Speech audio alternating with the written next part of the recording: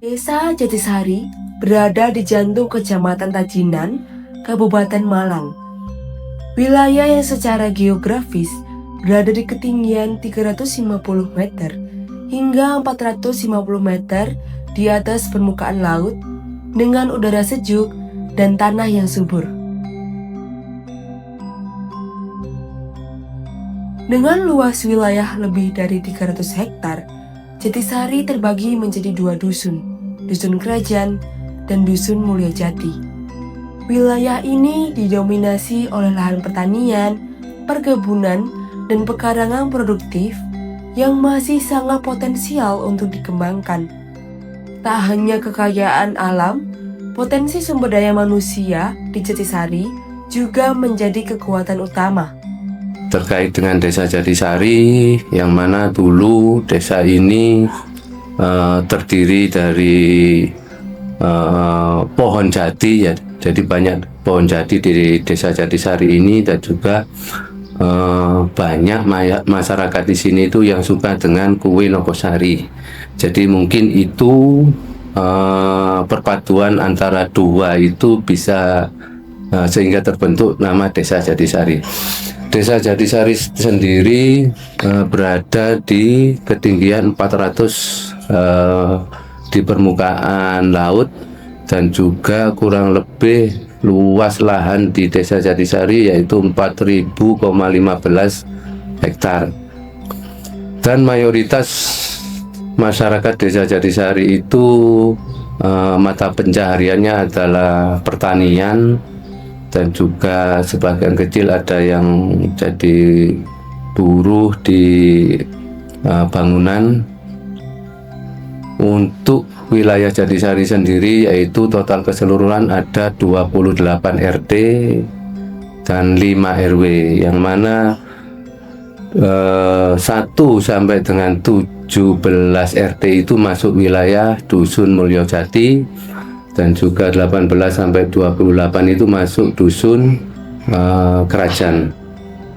Untuk potensi Desa Jatisari sendiri yaitu rawa belong, yang mana mulai tahun 2020 kami kembangkan, dan salah satunya yaitu rawa belong ini masuk ke unit BUMDes, yang mana BUMDes sudah banyak unit-unitnya yang berjalan, termasuk dengan rawa belong itu ada air bersih, sampah, dan juga wifi.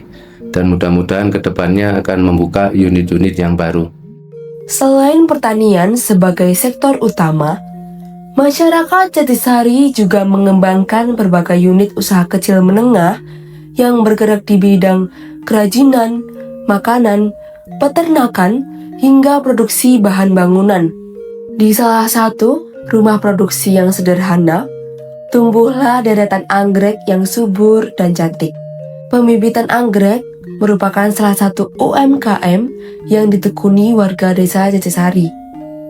Dari satu rumpun kecil, mereka menyemai puluhan hingga ratusan bibit. Perawatan dilakukan dengan telaten, dari penyiraman, pencahayaan, hingga pemindahan ke pot yang lebih besar.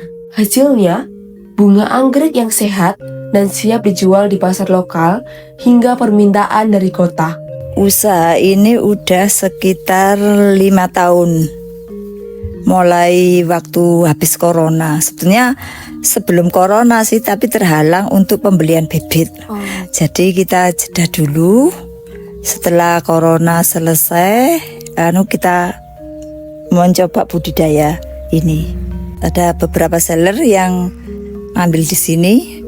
Jadi kita nggak usah cari istilahnya pelanggan, jadi udah didatangi.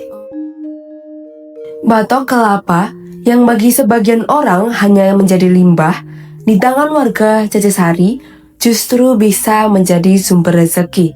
Proses pembuatan arang dimulai dari pengumpulan batok, kemudian dibakar perlahan dalam tungku khusus, dan dilanjutkan dengan proses penyaringan.